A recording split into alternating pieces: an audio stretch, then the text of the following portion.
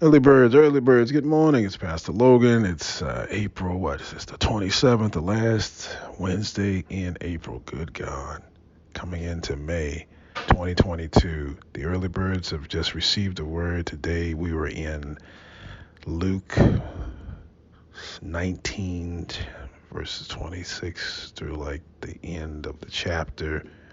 And today we're in also in 1 Samuel 13 and 14.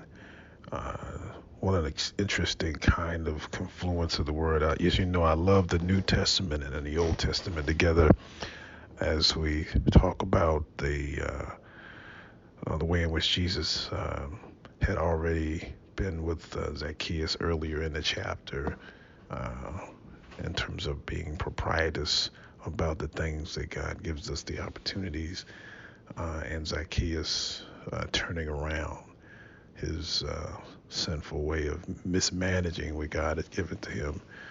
A king giving talents to those who are in his household, and the various measures of the talents, teaching us to be proprietors and focused and faithful over what God gives us, utilizing the time and the talents that God gives us in a way that honors God, and honors God's trust in us. And to whom much is given, much is expected and required, as a means of reminding us that we are accountable for the things God places in our hands.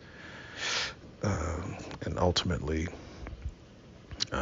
like Jesus came into the household of Zacchaeus, Jesus comes into the household of the nation of believers and causes us to knowledge and not both acknowledge who Jesus is, but also to um, be in a mode of obedience and expectation simultaneously. Um, Luke reminds us that as Jesus enters in, we all are to take note and we all are to follow Jesus' example, to be admonished by our brokenness, but also be at hope by Jesus' redemption and the meaning of what the Passover experiences represents: deliverance from and to. Luke leads us into in the BiblePlan.org to 1 Samuel 13 and 14, another transition, so to speak, as Saul is kind of given authority.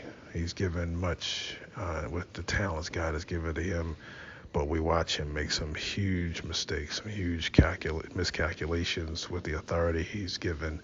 So it's almost like a further illustration of the parable of the talents and the time. And Saul having much responsibility, but not really handling it well. And it is even with the curse that he brings down on on his army related to a battle with the Philistines. Whoever eats anything before we've completely vanquished the Philistines is going to die. And ultimately, he speaks this curse over his own son. You got to be careful with the words of your mouth, because life and death is in the power of the tongue. And we got to be careful about the words out of our mouths, because words are powerful. Well, I want to kind of conclude there, sisters and brothers. Just when you get an opportunity, check out chapters 13 and 14 of 1 Samuel, and of course, Luke chapter 19. And be encouraged. I'm praying that God give you wisdom and strength as you manage the things that God has placed in your hands, and that God give you the promise of his presence in spite of the way things look, that you would be steadfast, unmovable, always abounding in the work and in the will of God concerning you.